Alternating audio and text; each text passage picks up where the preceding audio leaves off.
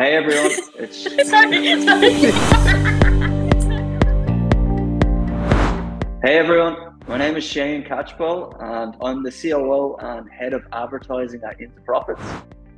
Hi guys, I'm Courtney Reyes and I'm the marketing lead for Into Profits. So we specialize in helping 6, 7, and 8-figure sellers across our services in Apex Seller and our ads agency. So today we're going to go through 4 simple steps to improve your product title. So we're going to keep it brief, and we're going to look at the product titles, as we said, and we're going to give you our best practices here. Yeah, so basically these are proven practices that we've implemented across all our clients. So this could boost your conversion and sales. So first thing we'd like to discuss is putting in the brand name in the title. This is very important because this could create more trust for the brand, gain more credibility, and brand recall as well. So you could be separated from the competition. So I guess the next one would be the most important keywords, Shane. Exactly, yeah. So Amazon love having the brand name first. It's what they like, what they recommend. So we totally encourage that for the cohesion.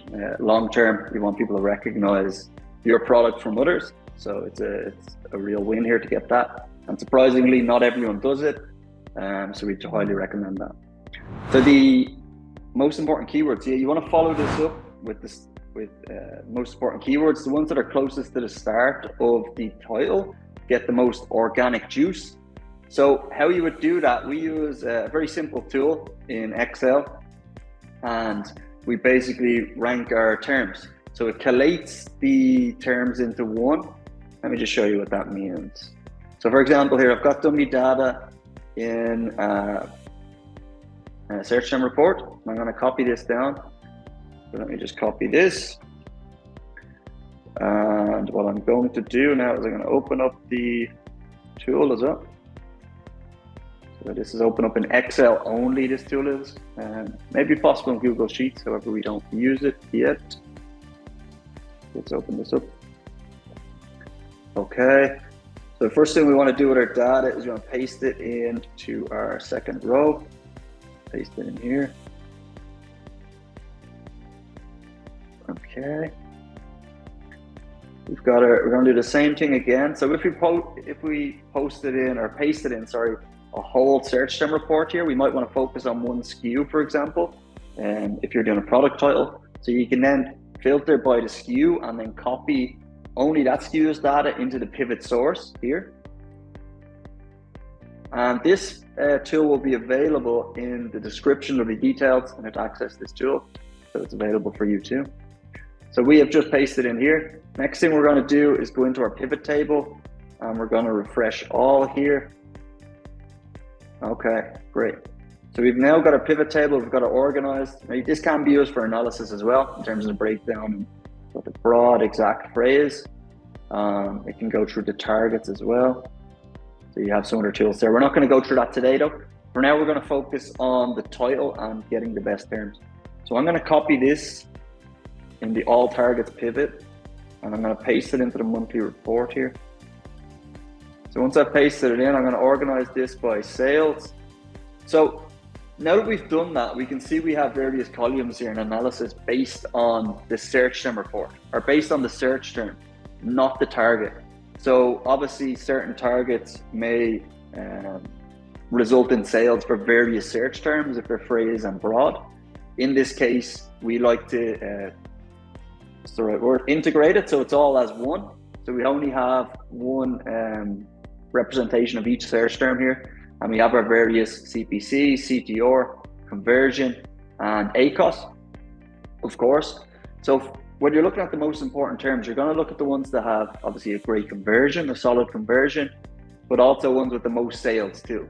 So we can see very quickly that Bluetooth earbuds here is extremely important for the brand. It's the #1 term, so you're going to want to have that in at the start.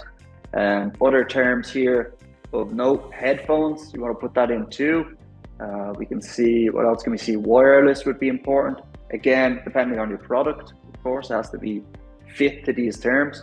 But then, for example, you might see a term like this, which is Bluephonic, which is converting really well. Now, this might be a brand name here. It might be, let's say, your brand, or it might be a competitor's brand. If you convert really well, even though it might not be the top seller, let's say, like the top 2 terms, this might be one you could put in. However, if it is a brand name, which I believe this may be, you cannot put in brand names or competing brand names into your title. So for example, here, if we've got anything else with top ones with higher conversion rate than usual, these are what we'd look to input into the title itself. So I hope that explains. I don't know if I missed anything there, Courtney. Yeah, I think that's all going well on point. So you just have to be very mindful of the keywords that you're gonna use. So that don't have to be any random keywords just in there. It has to be backed by data. Yeah, exactly. And if it can be like in order so that it makes sense, that is not doesn't look like you're stuffing the title with just random terms, then that's even better as well. So it actually sort of reads through, like the readability of it is fantastic. Then that's a real benefit in terms of the flow. So the next one I think would be better to add are the benefits or specs. So for example, it's a Bluetooth speaker, so it could be for adults or for sports or while you're in the gym, something like that, or where you can use it. For example, blanket for bedroom, like that. So it would be better to add benefits in there so you can get the interest of the customers. So if they don't have any idea yet how they're gonna use it, now you can give them the idea about your product. Yeah, exactly right. And depending on your product, so for example, if your product doesn't need great spec, let's say, if the size is not important, if the color is not important, then we would recommend finishing with a benefit, something that states the future benefit of your product if they purchase it. However, if your product is spec heavy, and what I mean by spec heavy is if it's maybe scientific, or the size is very important, let's say it's shoes or something along those lines, it makes sense to finish the title with the spec itself, so it's easy to see. So it just depends on your product there in terms of what you want to finish with, whether it's the benefit or it's the spec itself. Yeah, I agree with that one.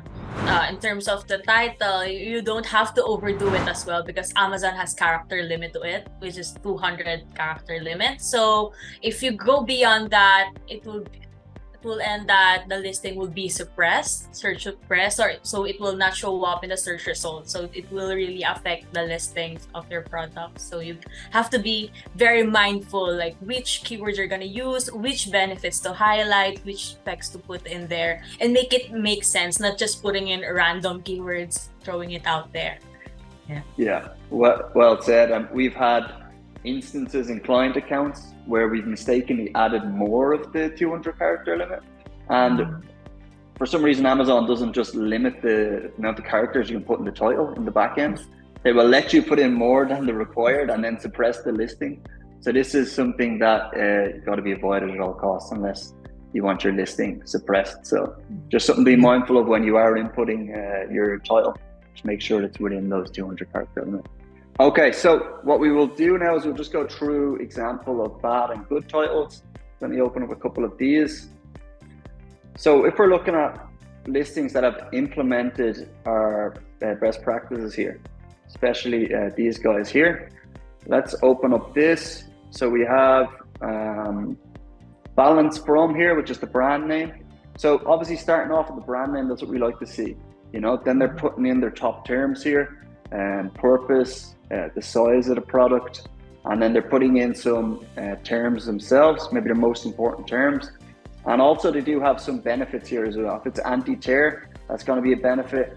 And they're also talking about the accessories that come with it. So I would like to see it maybe a little bit more organized, maybe finishing with the spec, if the spec is important, depending on the market, or maybe finishing with the benefit. But a pretty good title here by all accounts. Certainly, any thoughts? Yeah, I agree with that one. So I think the key in here is that the brand is already established, so they make it direct to the point. Like this is it comes with these are the benefits, like that. So that's why it performed better. Yeah, awesome. And another sort of hack that can work well is if the brand name is of the top terms. I've seen instances where this can work really well. Again, might not always be applicable in every situation. However, if you can give the brand name, not only that it has a fit with the terms that are there, but if it's actually one of the terms, that's a sort of a big benefit as well, which can be can be implemented. I've seen really well. Boost the organic. Okay, so next one we've got here is a not so good one, and that is by the brand Staker here. So they are not leading with the brand name at all. In fact, they've got a brand Staker here. Then the sold by is different as well. Again, I'm not sure who the seller is here, but I always look for some sort of cohesiveness. As in, if these are real specialists in yoga mat, I would like to see one, the brand name and the start of the title. I would like to see the brand obviously being the same as the brand name in the title. And then of course the sold by as well. Not always possible if you have multiple brands, but I think it is an added benefit when I see it. It just shows that how dedicated they are to this actual range of products as opposed to trying to do all the products. Yeah, I agree. And of course, as a customer, especially me, I did some yoga before. And then, so I want to see like the credibility of the brand. Can I trust this brand? Do I know this brand? Especially they mentioned great quality yoga. What qualifies them to say that it's really great quality? So of course, you're going to look behind the product, like the people that did the product. So I think it's very important to put the brand name in there and add more benefits in there. Yeah, so they've obviously then got they've got their terms here. Ideal for yoga Pilates and planks. Okay, not really a benefit.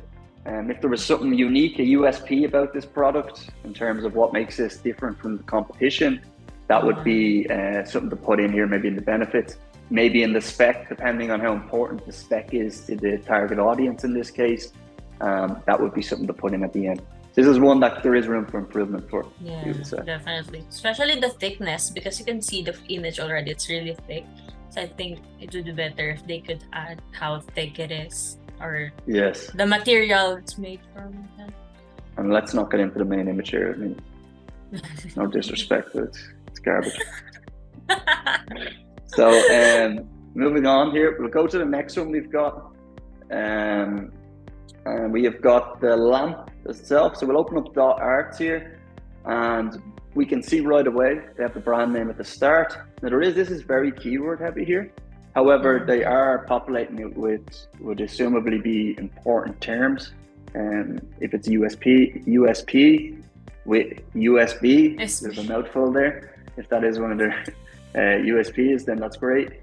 And they're also giving the in the title already. They're giving how it's meant to be used. So this is important, and it is one that's executed, let's say, well. Yeah. I think it's really better that they put all the places in there where you can use it, like living room, fabric cleaner, lampshade, so you can actually have an idea or on where you can put it without buying it yet. So you'll be more interested in buying it. Yeah.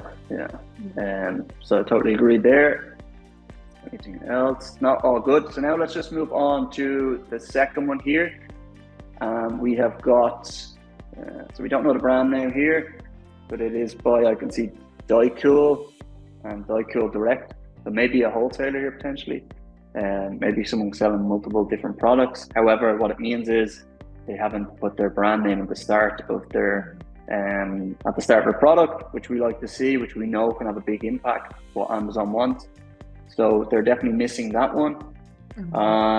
Small bedroom lamp, 3 colors spec, black metal base for kids reading.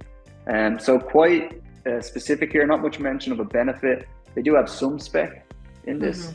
Any other thoughts on this one, Courtney? Yeah, I'm not sure about the black metal base, like that term, if it really helped the title. Maybe they could have focused more on the benefits, like the earlier one, like where you can put it, bedroom or lampshade or something like that. But I like it that it's for kids reading, but I'm not sure if with the black metal base they could have saved space for that.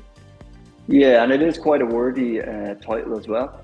So unless black metal base has some sort of real value in it, or it's an actual top term, then definitely get it out of there. There's just no point in having it, you know. If anything, it's just a bit distracting, because as we always say, is if you can represent anything visually, as in the images, it's very apparent it's black, then that's the way to go, as opposed to then making people like put in more effort to read, which takes a lot more than just viewing an image. So yeah, I agree.